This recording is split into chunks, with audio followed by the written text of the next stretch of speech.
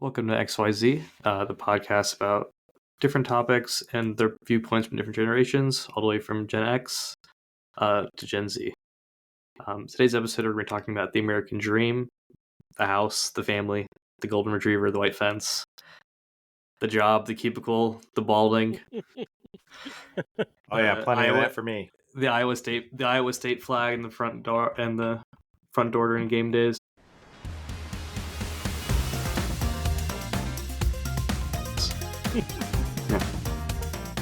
Who wants to go first? Who wants to tell, what is the, how do we start this? What does the American dream mean for you guys now? Yeah, I can start. So, I mean, historically, it was honestly like what it was like in school, was like, I guess, I don't know if it was, exactly a picket fence, and a dog and a family and everything, but, that was kind of the general sense, was this sort of, this bright and happy future that every American was going to have. And honestly, I felt like that was part of the school system, I guess. Mm-hmm. 100%. Yeah. Yeah, I remember that too, and it was kind of reinforced for me by my grandparents because they, definitely, I think after World War II in the 50s, early 60s, that was middle class America was definitely, having all those traditional family things. You get your nuclear family, you get your white picket fence, all that's that what it's stuff. called. I think I said it nuclear. But yeah, it was definitely reinforced between my grandparents and school, like you said, Ben. But then, I was growing up. I was in elementary school during the 70s, and we had Vietnam and other stuff going on, civil rights, and so there were a lot of people that are disillusioned, and so you kind of I guess kind of the division we have now. You had people that were wanting to hold on to that, and the other people are like, yeah, but things can be better, and we don't necessarily want to do exactly what our parents and grandparents did. So that in the 70s, things kind of started to change and move away from that ideal, I think, as far as like the reality of it. But it sounds like even when you were going through school, it sounded like they're still preaching that though in the schools. It was like even more propaganda. Not the word propaganda, but just like the cultural like zeitgeist, like in Disney Channel and all the kids stuff. It's always like mom, dad, the daughter, son, dog, and then like the whole like minivan type deal. Like that's kind of what I was thinking. Mm-hmm. Like growing up, that's what being an adult was. Even though my parents weren't like a view of that, being like immigrants and being like very poor when they first got here. So it's like, I don't know, they did a pretty good job brainwashing me. Yeah, like it wasn't even just like the school system either. Like I was thinking of like a lot of movies I watched when I was little too, and like Home Alone, right? Like even that, it's like it's very like that is. I still watch that. Like my kids watch that all the time now, and it's like it's funny, I guess, in a weird way. Like that was like what you kind of aspired to as a kid. It was like, oh, you have this giant family, you have all these, quote unquote friends, and you get pizza ordered, and and then you beat the bad guys, and you live in this huge house, and yeah, it's like that family. I can't remember at the time, but it was like that family, I don't know, at the time made $300,000 a year or something in the 90s, which is like, I think like $600K or something today. It's like, that is very atypical of what a family really was. Yeah, for sure. Yeah, I can forget they have like 12 kids or something. So many kids in that family. God, yeah. Speaking of like that type of American dream, like having a kid just seems so far like fetched to me. With like the cost of it and like everything's like that's going on, it's like there's no way I'd like bring a child into the world now. Yeah, that's what I'm hearing consistently from Gen Z and like my sons, the alphas, is that they're all like, and sometimes they get angry about it. They say, your generation ruined it for us. And maybe that's true. They're like, you drove up the cost of real estate. And now we're never going to be able to afford a place. Yeah, that's pretty consistent. I'm hearing from all of them. It was interesting. I think I told you about the 70s. I think in the 80s, when I was in high school, it was kind of still, the 70s were still lingering on, but and so there was still some like disillusionment with the whole American dream thing, but it kind of started to come back in the 80s, but it was more of a selfish, well, it wasn't really the white picket fences family kind of thing. It was, the American dream was, if I work really hard, I can make a bunch of money and have all the toys I want. And that was what I think the 80s were sort of notorious for too, is like they, selfishness, the me decade, and well, I think if you've seen the movie American Psycho, I think it's either Yeah, commenting yuppies. yeah, the yuppies, and yeah, and yeah. So you had people that were believing in the American dream, but the American dream, I feel like in the mid to late 80s was kind of bastardized into, yeah, I'm gonna work hard and be successful and buy a bunch of crap. hmm Capitalism. Yeah, it's funny because there's like the same thing in my generation, just all different names, pretty much. Uh-huh. Like instead of having the like yuppies, it'd be like dinks, like dual income, no kids. Like Oh yeah. they're doing playing pickleball. They have like the dog, and that's kind of where I see my American dream kind of heading towards. I'm very like thankful with like our careers. Like, she's gonna be a veterinarian. I'm gonna be a software engineer. So I think that's probably gonna be my sort of American dream. I'll have my cats, and then I thought this is kind of random, but I thought it was interesting when you said this was the topic today. I was thinking back to one thing that drove me nuts, like in the 70s and 80s, is when the news people would interview people from other countries that would come here. It's like they would be like, so what do you think of the American dream? Do you want to move here? Don't you want the American dream? Don't you want to be here? It was yes. like, what? I don't know if that's still a thing, but it was just like they were just trying to ram it down people's throats. Like, don't you want to move here and be happy like us? Because we have the American dream and you don't. Yeah, it was definitely a part of the whole like America is awesome. We're like the number one country. Like immigrants come here, which we can see now. There is 30% of them very loud Americans that don't want any immigrants. Which I just think is so crazy. They sold the American dream of a white family going to church on a Sunday to a bunch of immigrants from all types around the world. Yeah. I guess it's sort of morphed more into like a capitalism view, where it's more like less being mentioned about a family, more about like come here, make your business, you'll make money, boom. Yeah, for sure. Man, that's crazy. Oh yeah, and one big part of like the American dream is like housing. How was like your generation's view? Like, did you think you were always going to be able to afford a house? Yeah, I felt like it was just expected. Yeah, it's just like, okay, this is what my grandparents did, my parents did, and this is what you're just gonna do this if you do what you're supposed to. If you don't, then it's your fault. Yeah, for sure. I feel like that's lasted. I can speak on this. I think it's lasted longer into.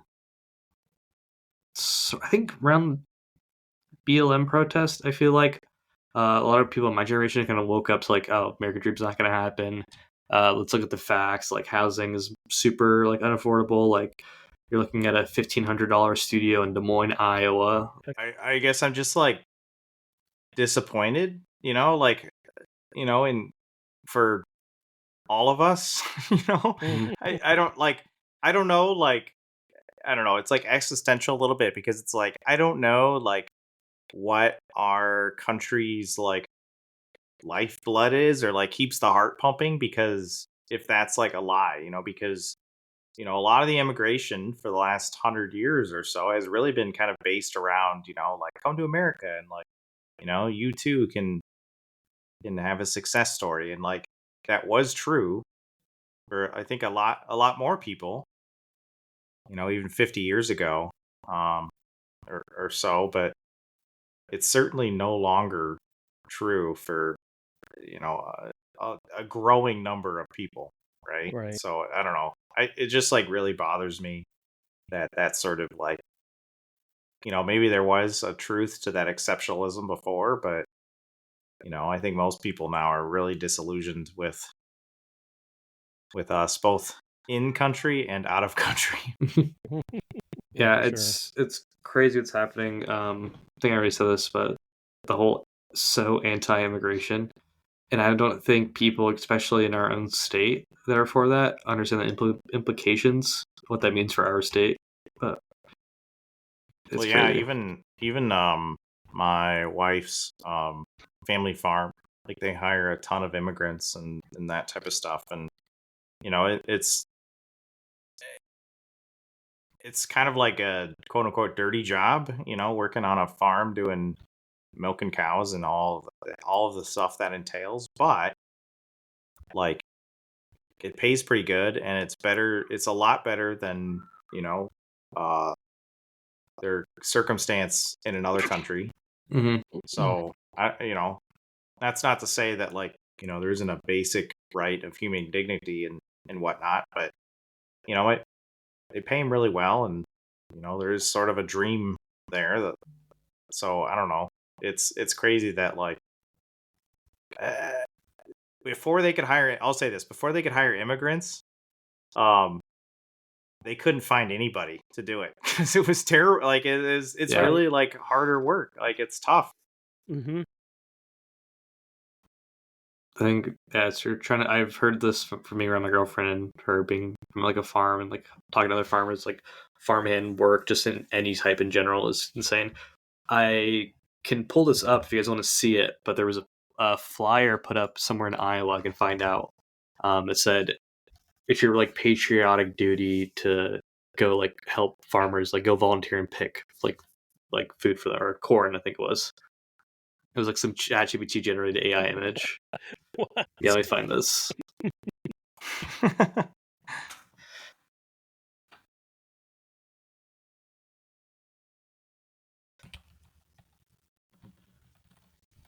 Here.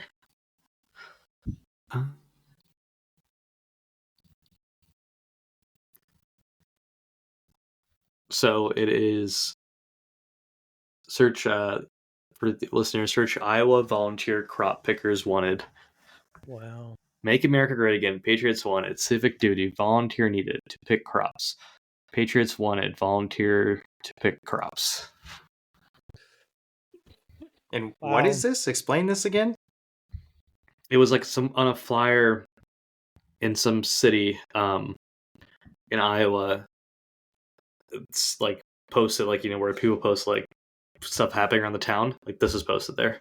Is this just somebody trolling the Yeah, conservatives? I mean, I think it is because it's not linked to any farm. There's no call to action. But just I don't know. There is a very split audience about like, oh, it's okay, this you should do it. It's fun. Like, I don't know. Can't even tell anymore. Wow. Yeah, I never did it. Did you guys ever detassel at all? No, I did not. Thankfully, I people that didn't. did. But I was like begging my parents, like, oh, let me do it because if I do it the whole summer, then I can get the monitor, I can get the whole PC, I can get the keyboard I want. Yeah, my older brother Jim did it for a while, and yeah, I remember I was in the same thing as you. I mean, it was like, oh man, at the end of the summer, I'll have like $1,500. It was like, oh, I can do anything with that money. And but yeah, I remember he'd just come home. I think it was only like 3 days a week, and he would just come home and like collapse on the floor. It's Yeah. hard work. Yeah. Grueling. So So One of my kids. Yeah, one of my kids did it, and I remember picking him up from the bus because they would bus them and come back, and there were a couple girls just like crying in tears off the bus afterward. Jeez. They were just exhausted. It was hard. It's hard work. Yeah. Do they still do detasseling, or have they got like machines now I that mean, will do it? this was like maybe 4 or 5 years ago. They were still doing Okay. it. Yeah, I think they're still doing it. It's crazy. Yeah, I don't Speaking know of like why that, that's. go ahead, Chris.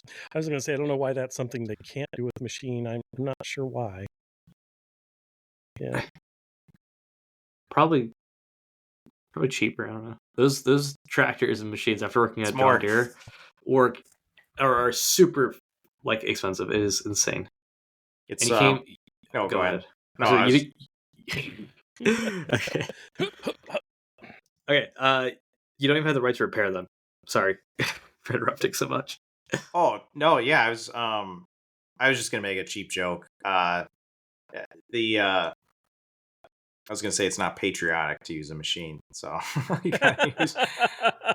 No, speaking of the right to repair, yeah, like all those machines, like all of those things, like John Deere, it's like you can't do that. They've been like trying to litigate and keep it that way, right? Like I think that's been a huge thing with John Deere. Them and Apple have been trying to pass like federal laws. And- Sorry, can you explain that to me? I'm not sure what you mean. Yeah, so these like John Deere tractors, they have so much computer like components and so much software on them, but it's all kind of locked. You can't really access it. So when the tractor says something's wrong, and that you can't really find out, like there's like a tool to like plug into these machines, if I remember this correctly, and that's all like locked behind an authorized John Deere like repair person. And the whole thing is like that costs so much money on top of like the loans they're paying to pay off these tractors. It's like they can fix it. They have the skills to fix it. They just need to know, like, have access to that system. They are hiding it from the people from doing their own work so that they have to. Yeah, okay, I see. Because John Deere gets money off the authorized dealers. Yeah, it's a whole like scheme. It's a whole like closed system like scheme. It's like all the insurance, like everything is like provided by them. The guarantees, the warranties, everything. So you can't do anything, or you couldn't do anything with them. This is a little off topic, but there was something really similar that was happening with McDonald's ice cream machines. I don't know if you saw that. You know how ice cream machines are always down at McDonald's? And there's actually like a website that tracks that. But somebody came out, because it's kind of the same thing. They're all computerized. All the stuff's hidden behind, But somebody came up with an iPhone app that they could just like plug in or something somehow, and it would just say, "Oh, here's your problem." It would decode the error code and just tell you what to do. But then the headquarters complained because there were all the employees, word about this app is spreading around, and everybody's like, "Oh, great, that fixes my machine." This is so much better than me having to call the repair guy and pay $200 an hour or whatever. And but then apparently the headquarters got word of that they were, using this app, and they said, "No, you can't do that anymore," because apparently they had some kind of deal with the company that made them and repaired them. And they promised them, you're going to be able to go do X amount of repairs. I don't know. I'll send you a link later of the documentary on that, but it's kind of interesting. Anyway, it's kind of that doesn't surprise me, but yeah, I always hear about those damn ice cream machines, and being broke, and it's like, well, that's another link in that why those things are always broke. Yeah, it's so expensive to repair them that they're just like, and they're always down.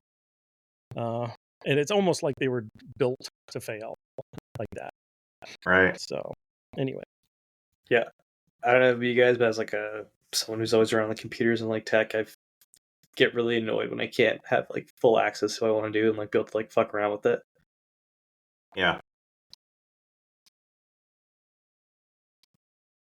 Speaking of, I was going to bring up another like anti-competitive practice that just got struck down actually last week was I don't know if you guys ever done any app development like on iPhone at all, Mm-hmm. like trying to get something on an app store.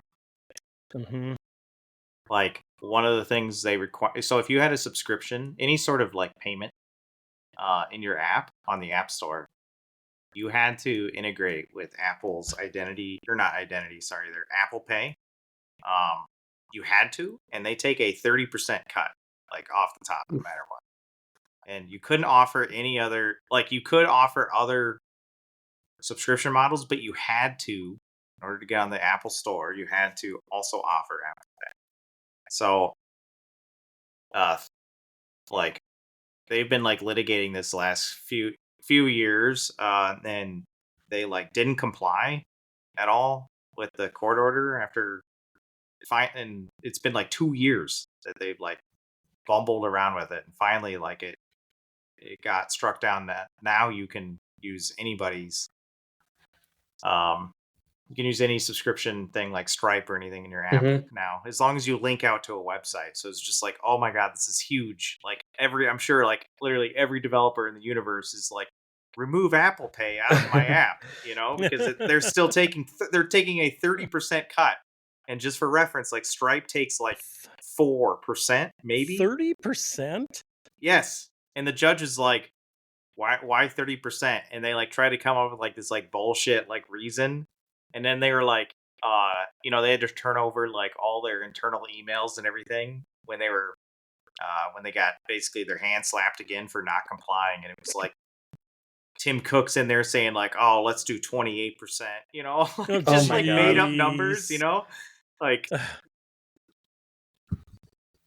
Wow. there's no added value to take 28%, at all. There are some Yeah, things about Apple Pay that are cool, technically, like with security and stuff, but not 30% worth. that's ridiculous. Yeah. I've tried to like I've looked at like their documentation because I was gonna make like an app that did integrate with it, and it is a nightmare. It is so manual to do anything. It is really old timey compared to like Stripe. It was brutal. Wow.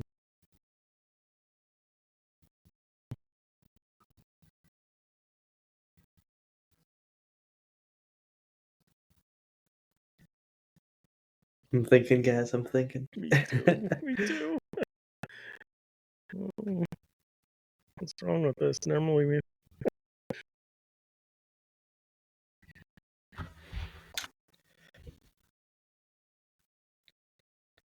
Hmm. Oh, I guess.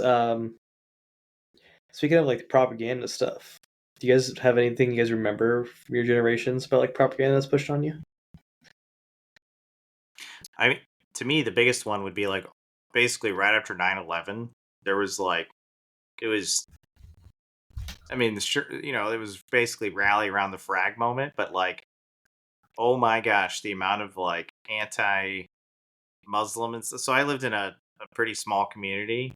The amount of like basically anti-non-American shit that was out there, like we were fighting with the French over French fries. Like that's Yeah. how like ridiculous this stuff got.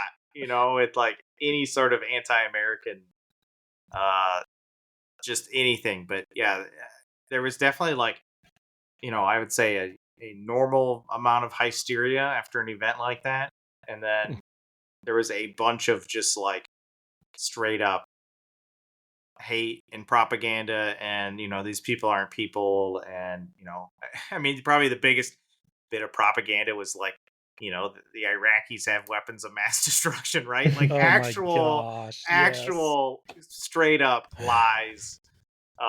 So yeah, that's the biggest one that comes to mind. Well, of course, I grew up during the Cold War, and that was, of course, huge. And I'm trying to think of some specific examples, but it was just very much, like, oh, the Russians, they're like starving and living in the streets and or whatever, blah blah. It's just like all just having this like terrible picture of what it was like to be in the Soviet Union. Which I'm sure it was very different than what we were used to, but it was just our country is so great, and And that was pre wall fall, right? Yes, Okay. that was Okay. all that. So it was very much, and it was, yeah, it just felt, especially in school, it felt like it was very much, like we're in the right, our country's right, and the Russians, the Soviets are just want to kill us all, and and they're terrible. Like you said, there's almost like they're not human. It's so interesting how like I think of like the whole sentiment of that, like, hey, the Russians are bad, and you sort of take like that, even like that feeling of propaganda, and like you just see like Hollywood and the media and everyone like kind of like even play on that, right? Play on that sentiment, like even if it's wrong. Like I think of like Rocky, right? Like the movie Rocky, like where he fights that Russian dude. What's his name? Oh, darn Oh it! my gosh, I gotta Google it. Rocky Russian guy. Ivan Drago? That dude. Yeah. Ivan. Oh my god. Yeah, like that was like, that whole movie was just like beat up the Russians, like that. That was the Yeah, whole thing. That was the whole thing. yeah, And it's just wild how there was a ton of movie. I mean, what was it? Red October, yeah. like that was another one. hmm Like the Russians literally invade America and take it over, Or and yeah, that was Red Dawn. Yeah, Red yeah, Dawn. I'm sorry, Red Dawn. Yes, my bad. That was my high school's Christmas movie. When you... Right? What? yes. That was, I think, actually after I graduated. That was in my brother, his class. Yeah, they showed that as a Christmas movie because they always did a Christmas film in the gym. And yeah, it was Red Dawn. I'm like, wow, that sounds like a good time. Still haven't seen that movie from beginning to end, but yeah, it was definitely a thing. And yeah, I mean, do you remember what was it? One of the Rambo movies where he's in Afghanistan and he's taking out the Soviet guy.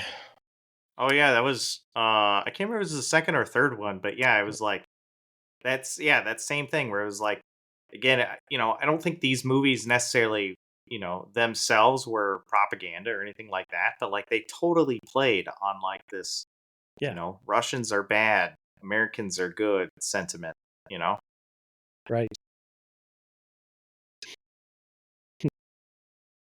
This is a Yeah. little Even different. Oh, go ahead. I was gonna say for me, it's like a lot with anti-Muslim sentiment, which is kind of crazy. I remember uh, there's a meme that goes around where it's like when you're playing the 9/11 documentary in history class, and everyone knows you're Muslim in class, and it's like everyone looking at one person. Like, that happened to me in sixth grade. Really? Hmm. Yes. Tell me But like, more. Tell me Wow. more. so everyone knows I was like Muslim, right? But it wasn't. This is all done in a meme. I think I could have been the time when the meme was going around or something. But like everyone like looked back at me and it was like we all like laughed. Like it wasn't like a like everyone hates me. It's more it's like it's funny. Like I thought it was funny too at the time. But Hmm. What was it? it was like we're talking about 9/11 in history class, and talking like it was like, oh, now we're gonna bring up 9/11, and like some like my friends, other people like looked back and we're all like laughing because they looked back. Everyone's knowing what they're looking back at. Everyone's looking at me, and it's like, What? yeah. Like, help me. Okay, so like, I'm a super white guy. If you're just listening, so like, help me understand like the implication. Was it like that? Like, uh, to explain the joke and make it not funny. Is it like, you know the people, or like you're related or something? Like what was I There's guess the implication? because I was Muslim, and we're like everyone knew like terrorist Muslim. Okay, Yeah, that's yeah, a perfectly fine answer. It's just yeah. okay. That's crazy. And because I think people knew I was Muslim because I would always brag about, haha, I gotta leave, I gotta skip school, I gotta go to my Christmas, because that's how I would explain like the like Ramadan stuff to them. Mm. Mhm. So I'd get gifts, presents. I get it 2 times a year. I'm like, haha, bye guys, and like me and like 2 other kids would go, have the day off and stuff. So Did you? I mean, kind of speaking on that. Like, did you experience like any, I guess, like overt things other than this event that were like pretty problematic or anything like that from that? No, because if like the 2 times I can remember it happening, both were like they were mad at me for some other reason. These people I weren't like really friends with, and they would say something, and I would just clap back with something back at them. It was that for me. It was just like, oh, okay, like it's just like a verbal jab.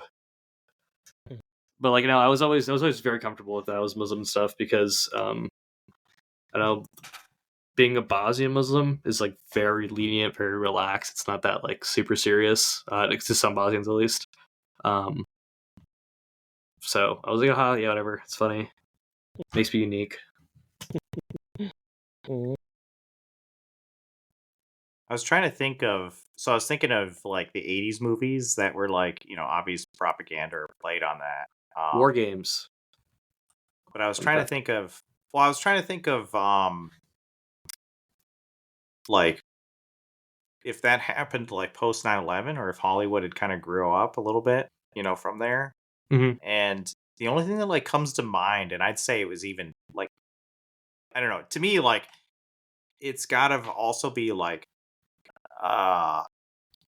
in the actual time period, because I was thinking of like American Sniper. Like I remember everyone like just all of my patriotic or American flag friends like literally just, oh my god, they loved American Sniper so much. This guy's a true American hero. And but like that was like 2014 or something, and so we're like 13 years too late, so I don't know. It just seems like a little late to like kind of play off that sentiment. But ISIS, right? That was the whole thing, like ISIS, and we're I think still if 2014 fighting. was pre-ISIS, right?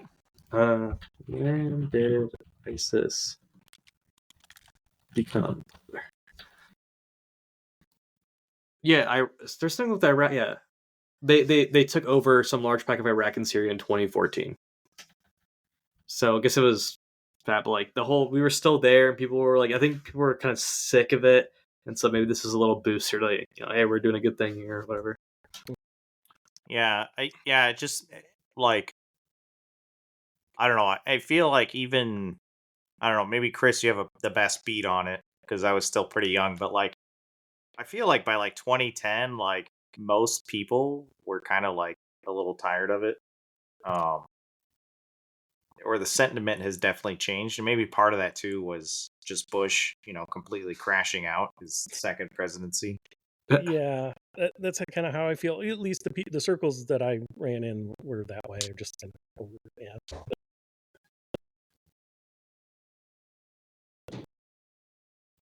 I was thinking back to like you said, all the movies and things with the Russians, and lots of James Bond films, I think, or have that subject.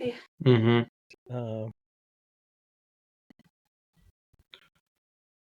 Yeah. Yeah, I was trying to think of just I don't know if it was just a coincidence, probably not. Just Hollywood was like, hey, maybe we cool it a little bit, because I remember there being like a pretty quick, not like backlash, but like almost like a counterculture to, Muslims are bad. And of course, me being young, I was on the other side of it because my parents were.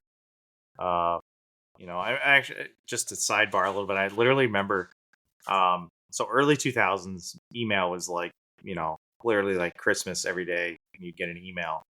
And my mom got this forward, because forwards are a big thing. She got this forward that was like this flash game. These flash games were a big thing.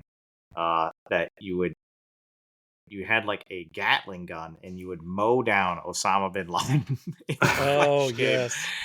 And like I remember, like that's how like far into the sauce like my mom was. Anyway, Wow. it was terrible. We were like 12 years old, playing this. Thought it was so funny. God. Yeah, absolutely terrible. But anyway, back to my point was like I remember the Dixie Chicks coming out and being like, hey, like war is bad, like this is bad, and they got immediately like canceled, quote unquote canceled for saying that.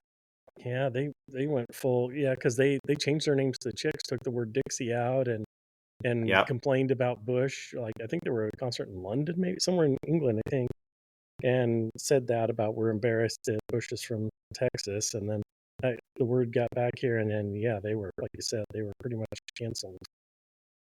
They were huge. It's Yeah. crazy because they were ginormous. Yes. It was just like, you're dead to me. Yeah. I even remember do you remember Larry the Cable Guy, that comedian? Yep. Yeah. Yep. He even said something about that, and about the Dixie Chicks incident, and he said they did the wrong thing because country music, that's patriotic, that's lots of conservative patriots there, and that one needs to learn to shut her mouth. That's what he said to her. Wow. He's like filthy rich from being in like Mater in Cars, by the way. Oh yeah. Yeah, so he's probably like, whatever, I'm fucking rich, so I can see whatever I want. Yeah. I feel like that's a growing sentiment with rich people these days, the ultra wealthy. Yeah, I remember being really into those guys. Well, the Here's Your Sign, and like Bill Engvall, and yeah, those guys were so funny. Was it Jeff Foxworthy, one of those? Yep. Yeah.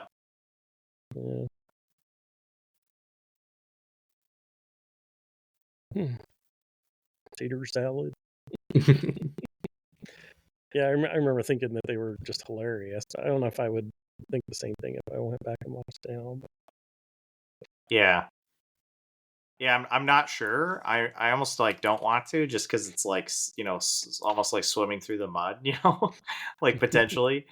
And I've already got enough of a wrecked childhood. Like, last thing I need is to poke more holes in it. So, I was thinking about, kind of in the back of my mind as we were talking through this, like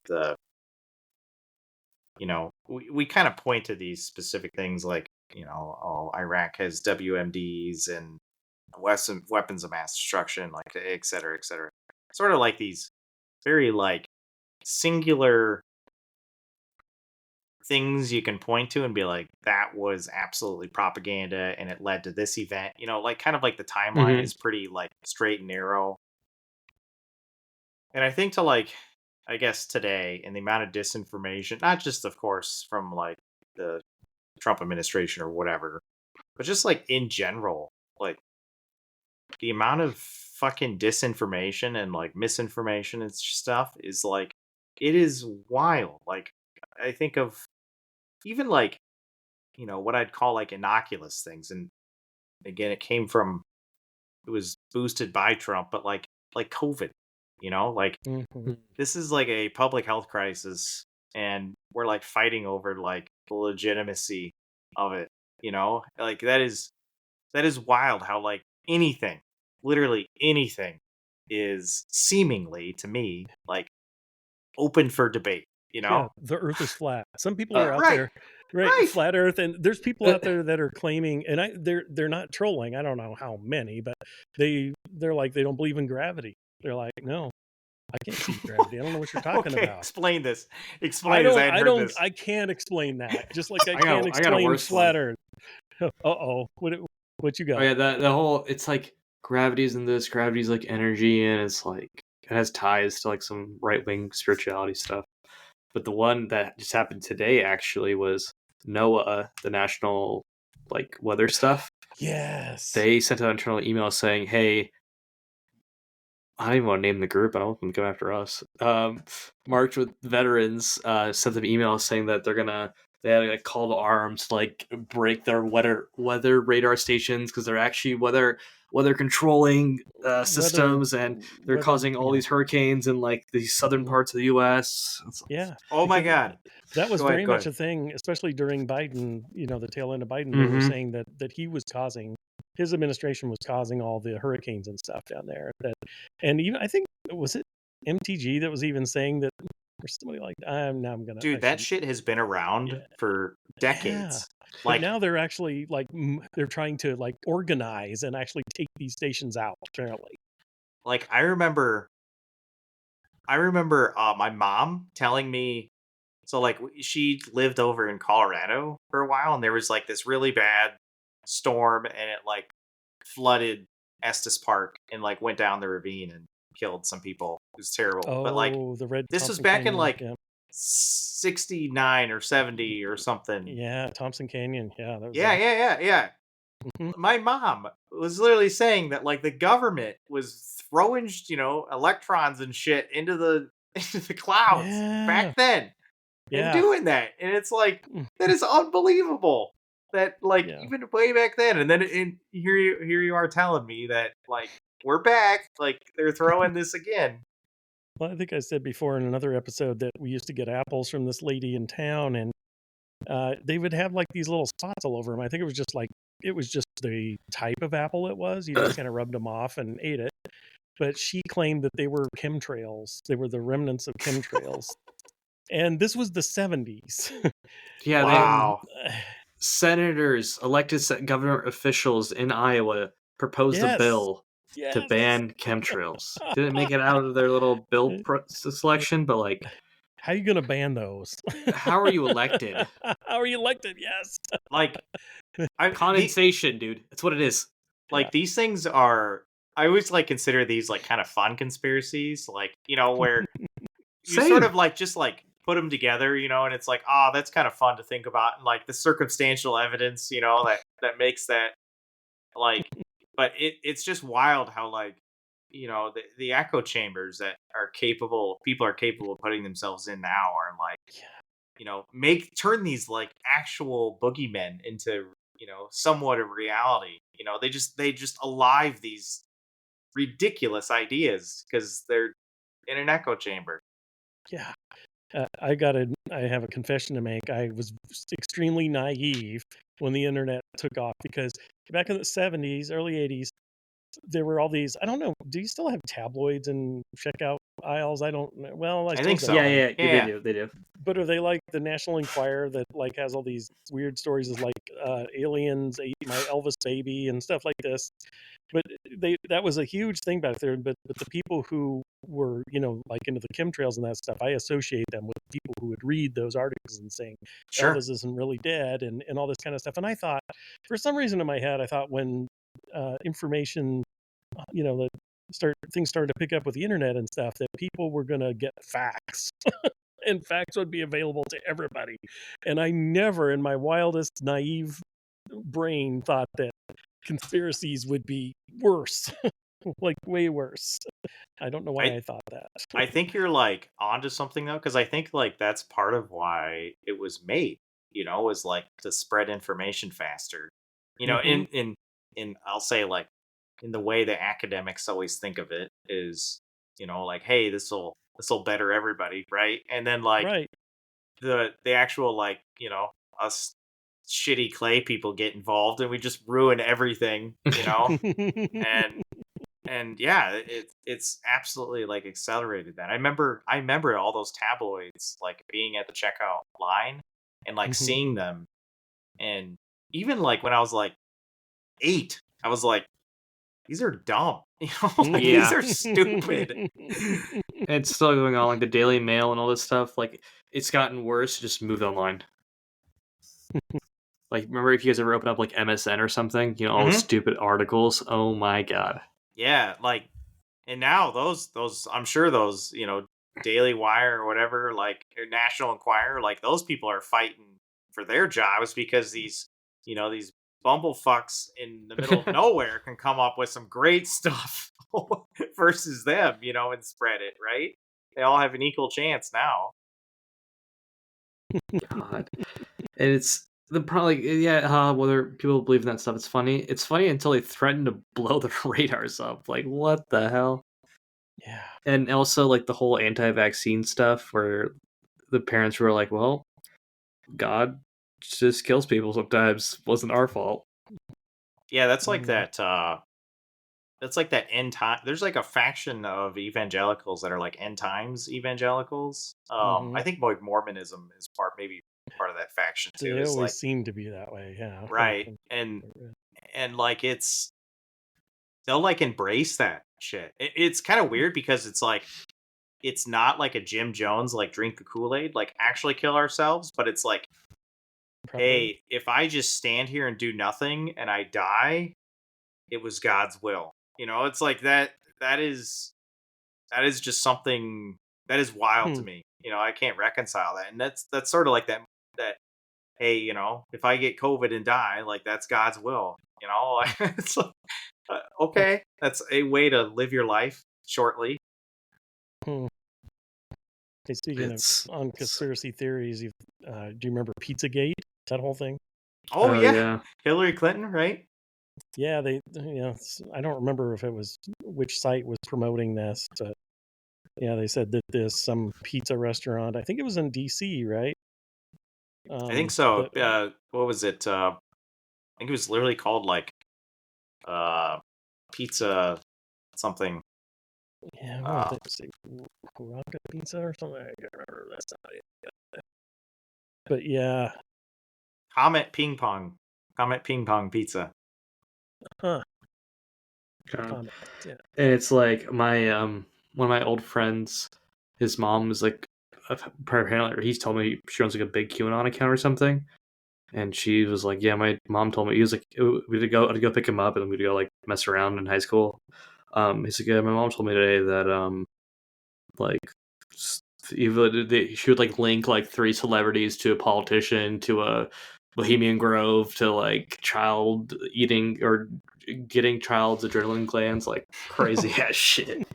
Dude. Do you still hear anything about QAnon? I was super into it like in 2018, like in its nascent stage, and I don't follow it anymore. Yeah, I think they probably are under another name, or they're like, okay, yeah, so Q, so like the whole thing about QAnon is like, who is Q?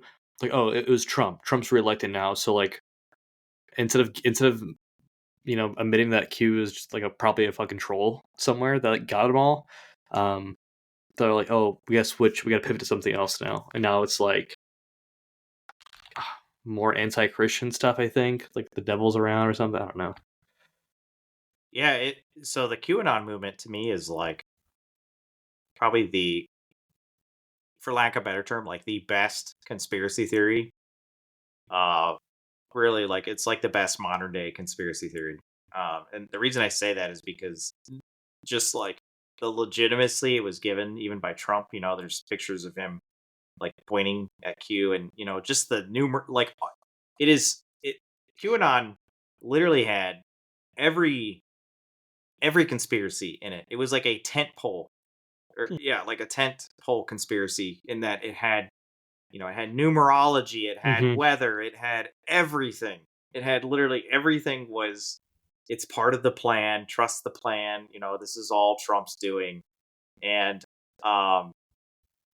it's there was actually like a documentary a few years ago that got released on it, and they actually like did find out who Q was. He never like admitted it, but the guy is just like too egotistical, and they like figured it out. It was some dude that like ran 8chan or something. I hadn't heard that. Yeah, he like of course never admitted it, but they got him for sure.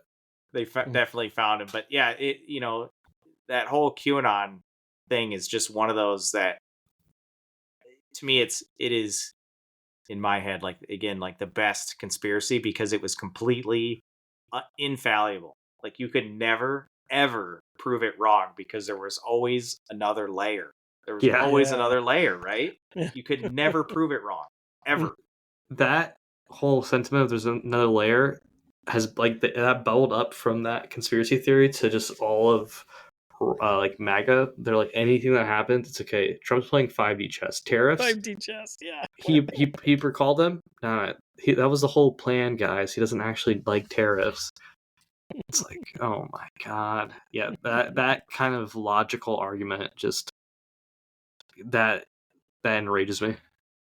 Yeah, and it's wild how it plays on, like, I guess, I don't know, so many failings of humanity. Like our inability to admit mistakes, right? Like you get so far into it, you like peel back all of these fake layers, and then it's an impossible, because the conspiracy requires you also to, you know, like broadcast out, how all of these things are lies and everything. So it really Mhm. like alienates kind of your current friends, and then it also like, forces you to like dig yourself into these holes.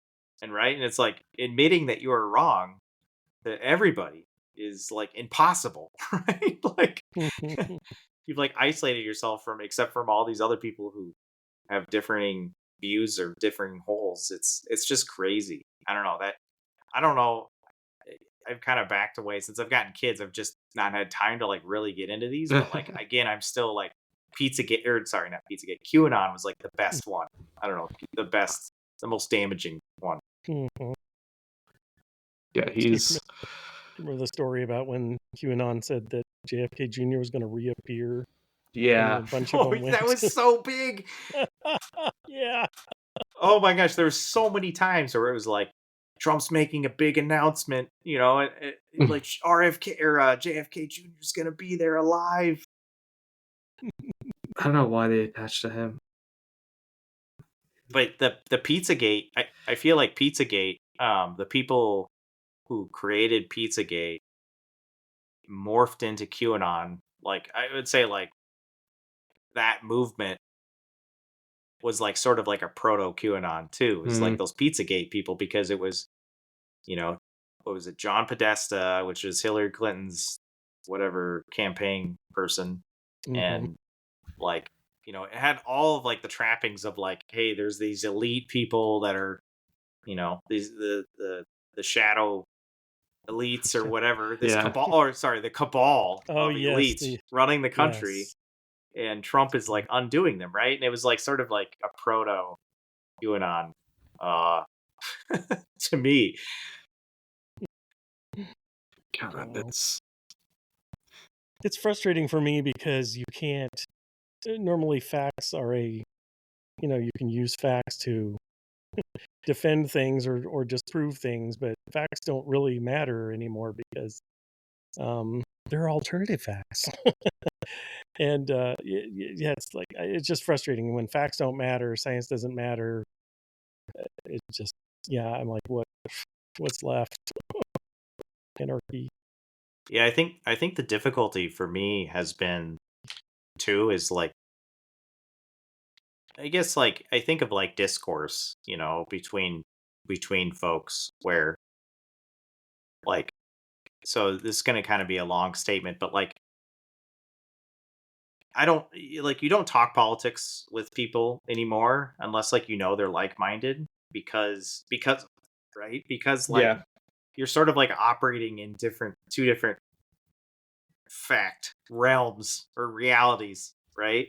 And so you can't even like come to a consensus really with people, because they're working, again, in a whole different reality. But like the thing that like makes me really sad is that I feel sometimes that I can't have any discourse, even not even political, because of that fear, because like, and you have to preface, so much of a statement that you're going to make with like defensive, putting up walls and shit, Yeah. just to like have a conversation with somebody, Mm-hmm. because the appearance of like everything being political, or like, and it's really created this culture of like, I'm going to pick on Casey's because I love doing that. Like, like at Casey's, it's very much like this culture of like, hey, disagreement is bad.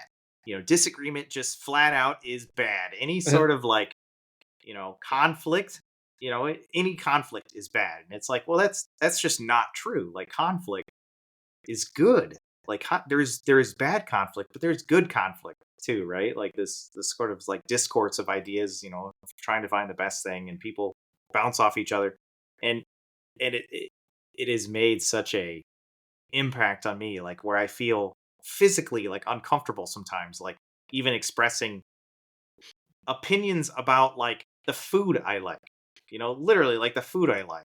Like, Yeah. Not even that, it's like I know what family members voted differently than I did, and it's like I want to ask them why, because like these guys are like they're super national parks, like they were immigrants, they were green card holders, they came here, like they're refugees, and it's like how can you go against everything that like helped you and that you like love? I don't even know, and it's you try to talk to them about it, but it's like well no this, and it's like man. Anyway, ban social media. Let's go back to forums and town halls and the library and a coffee shop. yeah, I mean, I am like so sick of social media and stuff. Like, I really enjoy these podcasts and stuff, but yeah, I'm so sick of Facebook and the algorithm and everything. Yeah. Actually, something to end on is Facebook said they're not a social media site anymore. They are just a content. They're like a media site. They just push content. They say only they found that I think it's either 13 or 17% of content are people that you follow and are like close friends or family. Only like that small percent. The rest are just like other people's content, ads. Like I actually heard just what was it, yesterday or 2 days ago? Mark Zuckerberg said that like the point of Facebook is no longer like connecting with friends or anything. It's totally like it's just about the algorithm now. It's basically a shittier Instagram, I suppose, or some sort of yeah.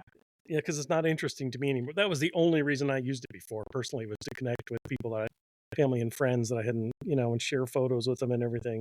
But nobody's really doing that anymore. Like you're saying, it's become less, and so I don't use Facebook anymore. Yeah, I like even social media sites made for networking professionally, like LinkedIn, horrible, unusable most of the time.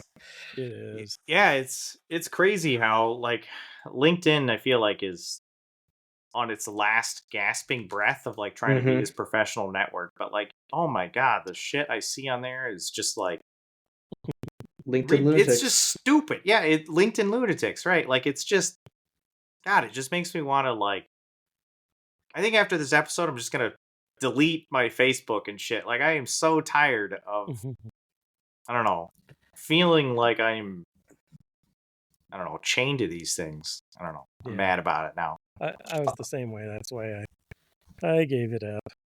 That's why I like I think algorithm social media will never go away, but I kind of like the way the Blue Sky is doing it. Where you build your feed. They don't do it for you. Like you build it. You can follow these people and they have different feeds. Like these are who your friends are following. This is who you are following. This is the content you will get. Yeah, I'm a huge proponent of Blue Sky. Both just basically it feels like early Twitter to me, like 2010 Twitter ish. But yeah, just I don't know. Early internet was amazing, like late 90s, early 2000s internet, and that's not just nostalgia. It was like I feel like it was actually really good. It was just super organic, minus all the ads. There were still ads. They were like worse somehow, but easily blockable. Yeah. But I don't know. Everything was just super organic. Like I don't know. The internet just is so serious nowadays. Everyone's trying to make everyone's trying to like make the next thing and do the next thing and be the next thing. It's like, man, like it's all so complicated now. It's like, let me just make a website where it's like a sheep spinning in 3D changing colors. That's awesome. Right. That will get more views than your shitty SaaS service, bro. Yeah, right. Like that type of shit. It's like, man, let's go back to that internet, The hamster dance. Remember that? Yeah.